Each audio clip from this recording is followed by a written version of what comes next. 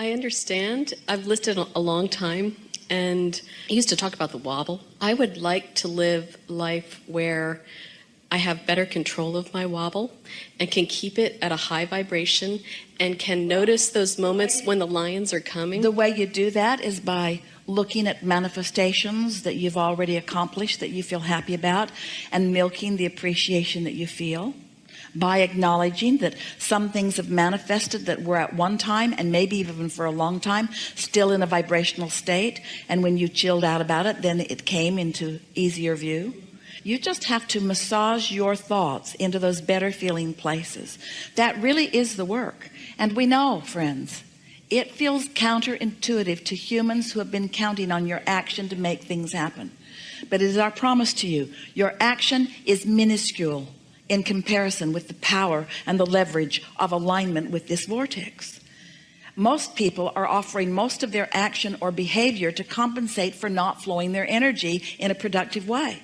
You worry about stuff and you don't line up with well-being, and you beat the drum of things not going well for you, and then when things don't go well for you, then you dig in with action and hard work, and then you get exhausted, because this receiving mode is not just the vibrational place. Just like you have to set your radio dial on 98.7 FM if you want to hear what's broadcasted from that tower. You can't set it on some other frequency. You have to tune your tuner to that broadcasting tower. And so we want to convince you that this vibrational reality, that this vortex is a broadcasting tower that includes everything that you want and all that you are, and the path to full manifestation of every bit of it. And if you can accept that that is so, and then you can just care about tuning yourself to it, which just means think thoughts that feel good, then everything will turn out the way you're wanting it to. Such a nice thing. You could have 5 things, we know you've heard this, that are important to you. There are always more than that, but let's say 5 major things. And 4 of them could be going extremely well and 1 of them not well. And you as humans mostly think that you better dig into that one that's not going well. And as you do, you tune to what's not going well, and you actually pinch off the well-being on the other 5 that were going well. Conversely, you could have only 1 thing that's going well and 5 things that are going awful. And you could focus upon the 1 thing that is going well, set your tone by your attention to that, and the other 5 would fall into alignment, because the receiving mode is the receiving mode. But when you believe that you have to work hard to compensate for inferiority or for past wrong deeds, or when you feel that you have to work hard in order to justify your existence, all of those things are so contrary to what your inner being knows about your readiness and your worthiness, that you get crosswise of the energy, and then you do offer more effort, and then you get tired. Where if you're feeling good about yourself and others, if you're looking for positive aspects, if you're counting your blessings, so to speak, looking for reasons to feel good, not having knee-jerk reactions to so many things, then you're in the receiving mode. But the receiving mode is also the replenishing mode. That's where your stamina comes from. That's where your clarity comes from. That's where your vitality comes from. That's where the good ideas come from. But most humans, we love you so much, you know what's coming next. You are reacting to things. So you're looking around, wanting to be objective, and that's a good thing, because you got to sift in order to launch those rockets. But as you're looking around so often, instead of identifying what you want and running with it, you are having a reaction to what you don't want. And when you are reacting to what you don't want, then you're putting more emphasis on that. So you're actually often vibrating more in contrast to what you want than you are in harmony with what you want. Every subject's 2 subjects: what is wanted and the absence of it. So sometimes you're thinking that you're thinking about money when you're really thinking about not having enough of it. Sometimes you're thinking about having or getting or improving a relationship, when often you're thinking about the absence of a relationship, or something about the relationship that you've got that you don't want. And so if you don't introduce an understanding into this equation of what your emotions are telling you, then you can't guide your thoughts at those early subtle stages. And if you don't guide them at early subtle stages, then law of attraction is going to carry them into greater and greater momentum, where you believe then that you have to take action, but there's not enough action to compensate for that momentum that's going in opposition to what you want. So what's the answer? Chill out. The answer is be nicer to yourself. The answer is think more thoughts about yourself that feel good and about others too? The answer is, don't work so hard. Give yourself a break. Get more rest. Be nicer to yourself. Do more of the things that feel good to you. That's the way you turn this around. You got to give yourself a break. You cannot demand yourself into alignment. You can't effort yourself into alignment. You've got to release. You've got to let go. You've got to let go of resistance. When you let go of that cork, we promise you it will float, you see. So we've written a few books. And they are significant because they are the pieces that you're looking for. The first book of significance, Ask and It Is Given, in the back of it has 22 processes, each one offered to you to help you to release resistance.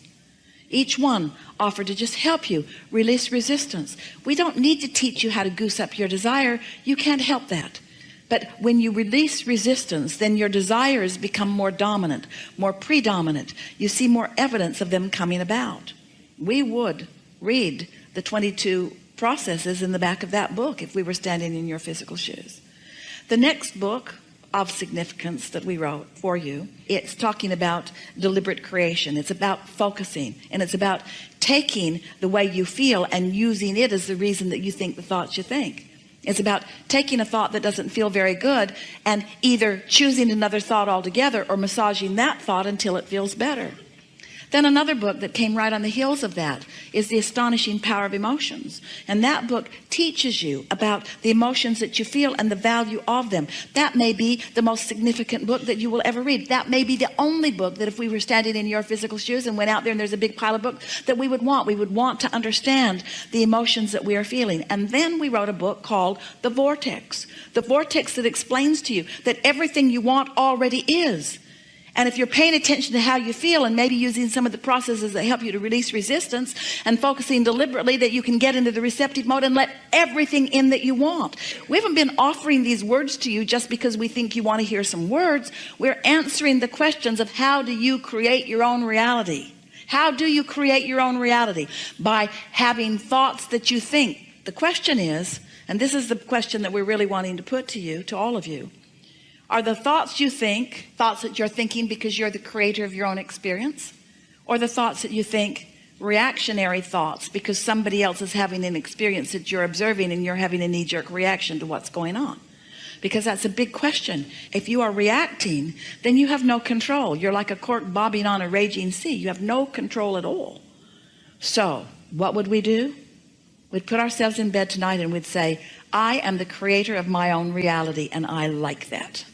And then we would say to ourselves, and as I sleep tonight, momentum is going to subside because my thoughts are not going to be active, and law of attraction is not going to be reacting to my thoughts. However, law of attraction is going to continue to react to the thoughts of my inner being who never sleeps. So the potential of me waking up in the morning, the probability of me waking up in the morning, and the thoughts of my inner being about everything I want being dominant, very good possibility of that. In fact, it's a slam dunk. It's a sure thing. When I wake up in the morning, I'm going to feel the movement of what my inner being knows, and my beliefs are going to challenge it. But each time a belief challenges the path that my inner being has laid out for me to the success of joy that I seek, I'll feel some soft negative emotion. And when I feel it, I can adjust my thought right then and there. And if you will do that tomorrow and the next day and the next day and the next day, it won't be 30 days before you will have bridged your beliefs to be more in harmony with what your inner being knows to be. And you're going to have evidence all around you. Evidence all around you of breakthrough after breakthrough. And you know what a breakthrough is? A breakthrough is you breaking through your own resistance. Only two ways to have a breakthrough. Either really get that train going so fast that it doesn't matter what the wall of resistance is, your train's going to break through it. That's hard on you and your train. Or little by little release the resistance so there is no hindrance to who you are and what you're asking.